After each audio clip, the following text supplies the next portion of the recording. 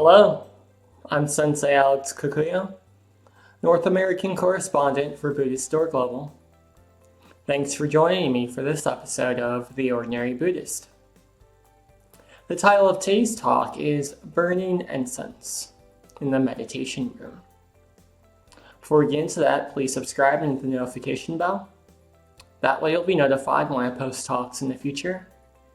If you wouldn't mind hitting the like button, that'd be great too.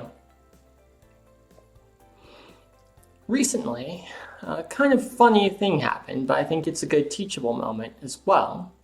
My partner left the house to run some errands, and I decided to pass the time by meditating.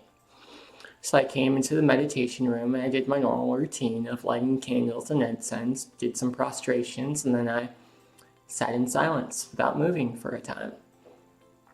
When I was done, I blew out the candles and did some more prostrations. Then I went about my day.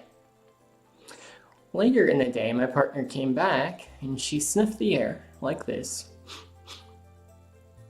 looked at me and said, "How was your meditation?" And I was a little taken aback. How did she know I'd been sitting? She'd been gone when I started and she was still gone when I finished. And she mentioned, "I can smell the incense. I always smell the incense when you sit."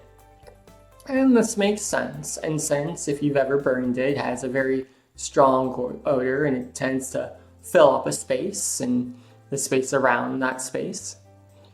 Originally, Buddhists began to burn incense as an offering, both to the gods and to their ancestors, and this was due in lieu of the animal sacrifices that were normally made during that time in history. It was seen as more compassionate to burn incense than to kill animals as part of religious practice.